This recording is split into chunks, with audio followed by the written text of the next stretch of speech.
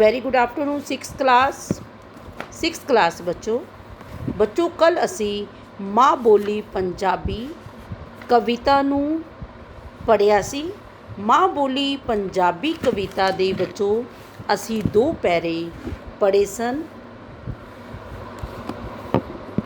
इस कविता विच कवि आतम सिंह चिट्ठी माँ बोली पंजाबी दी महानता बारे दसदा है।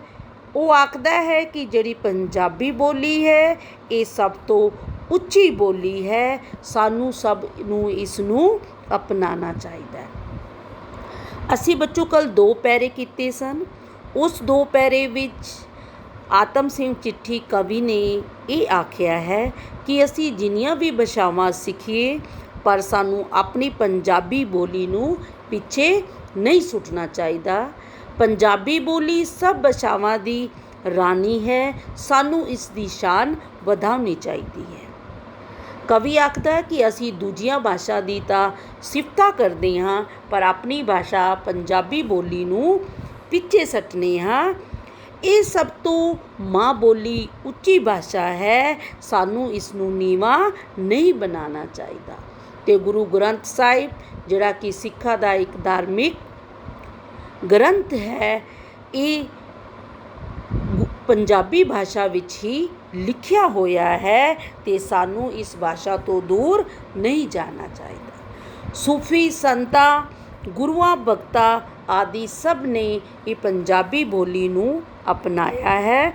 कादर यार, बुल्ले शाह, हाशम आदि कवियां ने भी इस भाषा विच अपनी धाक जमाई है। इस नूं पराए लोग भी बोलते हैं, सानू इस भाषा की कदर पानी चाहिए है। ये बच्चों 2 पैरे हैं, असी इन्हां पैरिਆਂ नूं कल पढ़िया सी।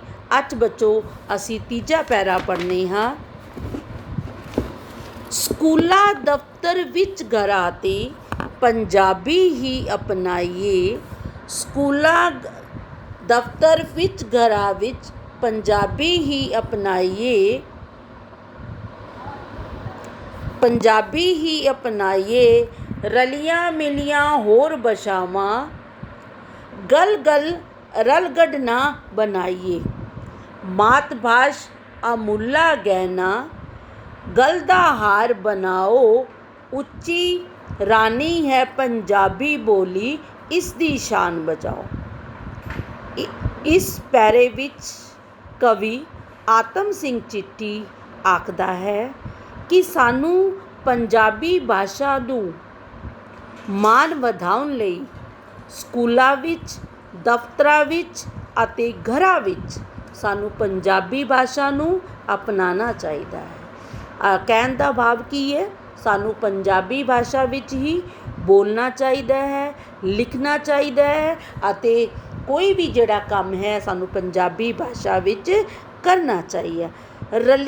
रलवियां मिलवियां बोल भाषावां रलगढ़ ना बनाइए। रलियां मिलियां कि भाषावां नूं रल मिल के बोल के, रलियां मिलियां भाषावां नूं बोल के रलगढ़ ना बनाइए। असी कोई मिश्रण ना बनाइए कि सारी भाषावां नूं मिक्स करके बोलीए, सारी भाषावां दा एक मिश्रण बन के बनाइए, सानू ये नहीं करना चाहिए। रलियां मिलियां बोल भाषावां, रलियां मिलियां भाषावां नूं बोल के सानू इन्हां सारिया भाषावां नूं आपस विच रलगढ़ नहीं करना चाहिए। रलगढ़ का की अर्थ है मिश्रण नहीं करना चाहिए। मातभाष अमुल्ला गहना, मातृभाषा साडी जिहड़ी पंजाबी भाषा है, अमुल्ला की हुंदा है कीमती। मुल्ला की हुंदा है बच्चों बहुत कीमती। ये गहना है गल दा हार बनाइए, सानू इसका गल दा हार बनाना चाहिए है, अर्थात सानू इसका मान वधाना चाहिए है। की करना चाहिए सानू बच्चों, इसका मान वधाना चाहिए है। ते रानी है पंजाबी बोली, इसका मान वधाओ। सानू पंजाबी बोली का मान वधाना चाहिए है ते इस करके सानू पंजाबी भाषा नूं बोलना चाहिए है। ये है बच्चों पाठ 4। पाठ तीसरा पैरा हुण असी बच्चों इस पैरे दे प्रश्न उत्तर करांगे। पंजाबी भाषा का प्रयोग कित्थे कित्थे करना चाहिए बच्चों?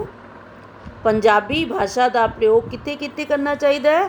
स्कूलों विच, दफ्तरां विच, घरां विच सानू पंजाबी भाषा का प्रयोग करना चाहिए है। अगला प्रश्न है बच्चों, केड़ी भाषा अमूल्य गहना है? केड़ी भाषा अमूल्य गहना है? केड़ी भाषा अमूल्य गहना है बच्चों? केड़ी भाषा अमूल्य गहना है? मातृभाषा पंजाबी।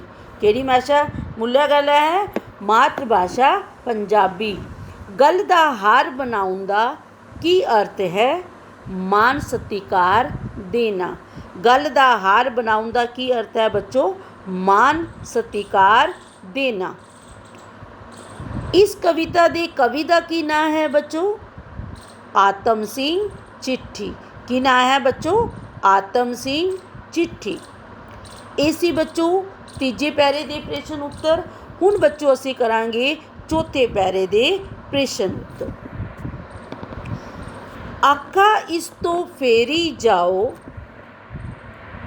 आका इस तो फेरी जाओ, होना इस तो दूर, पढ़ो लिखो पंजाबी बोलो, बनाओ पक्का दस्तूर। पढ़ो लिखो पंजाबी बोलो, बनाओ पक्का दस्तूर।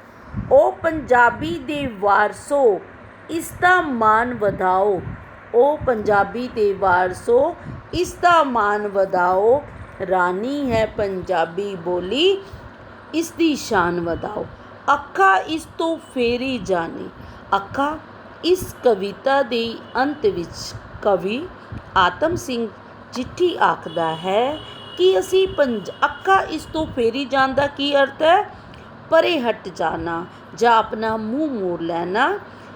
सानू पंजाबी भाषा तो परे नहीं हटना चाहिए ते ना ही इसनू बोलण विच सानू शर्म महसूस करनी चाहिए। ना इस तो दूर जाइए, ना ही असी अपनी पंजाबी भाषा तो दूर जाइए। पढ़ो लिखो पंजाबी बोलो, पढ़ो लिखो पंजाबी बोलो। कवि आखदा है असी पंजाबी भाषा नू ही पढ़ीए, पंजाबी भाषा नू ही लिखीए अते पंजाबी भाषा नू बोलीए। अर्थात असी पंजाबी भाषा नू पढ़ना लिखना अते बोलना सीखीए। बनाओ पक्का दस्तूर। दस्तूर की हुंदा है? नियम। सानू ये पक्का नियम बना लेना चाहिए है कि असी पंजाबी भाषा नू पढ़ना है, लिखना है अते असी इसनू बोलांगे भी। ओ पंजाबी दे वारसो, इसका मान वधाओ। वारसो की हुंदा है? संभालन वाले। जिवें किसी माँ बाप की कोई भी प्रॉपर्टी है, उसकी जिहड़ी पूंजी है वो उसके वारस संभालते हैं, उसके बच्चे संभालते हैं। तो वारसो किसनू आखदा है? संभालन वाले। ओ पंजाबी दे वारसो, ओ पंजाब नू पंजाबी भाषा नू संभालन वालो, इसका मान वधाओ। कवि आखदा है कि सानू पंजाबी भाषा की संभाल करनी चाहिए है, सानू इसका मान वधाना चाहिए है। रानी है पंजाबी बोली, इसकी शान वधाओ। सानू पंजाबी बोली रानी बोली है, सानू इसको मान वधाना चाहिए है। समझ आ गया बच्चों? हुण बच्चों असी इस पैरे दे क्वेश्चन आंसर करांगे बच्चों। आखा इस तो फेरी जान, इसका की अर्थ है? आखा इस तो फेरी जान का की अर्थ है? परे हट जाना, किसी तो मुँह मोड़ लेना, पीछे हट जाना। अगला क्वेश्चन है बच्चों, कवि सानू किहड़ी भाषा नू बोलण लई आखदा है? किहड़ी भाषा नू बोलण लई आखदा है बच्चों? पंजाबी भाषा नू। किहड़ी भाषा नू बोलण लई आखदा है बच्चों? पंजाबी भाषा नू कवि बोलण लई आखदा है। अगला प्रश्न है बच्चों, सानू किहड़ा नियम बनाना चाहिए है? सानू बच्चों किहड़ा नियम बनाना चाहिए है? ਪੰਜਾਬੀ ਭਾਸ਼ਾ ਨੂੰ ਪੜ੍ਹਨ ਦਾ, ਲਿਖਣ ਦਾ ਅਤੇ ਬੋਲਣ ਦਾ ਕਿਸ ਦਾ ਨਿਯਮ ਬਣਾਉਣਾ ਚਾਹੀਦਾ ਹੈ? ਪੜ੍ਹਨ ਦਾ, ਲਿਖਣ ਦਾ ਅਤੇ ਬੋਲਣ ਦਾ। ਉਹ ਪੰਜਾਬੀ ਬੋਲਣ ਦਾ। ਅਗਲਾ ਪ੍ਰਸ਼ਨ ਹੈ ਬੱਚੋ, ਵਾਰਸੋ ਸ਼ਬਦ ਦਾ ਕੀ ਅਰਥ ਹੈ? ਵਾਰਸੋ ਸ਼ਬਦ ਦਾ ਕੀ ਅਰਥ ਹੈ? ਸੰਭਾਲਣ ਵਾਲੇ।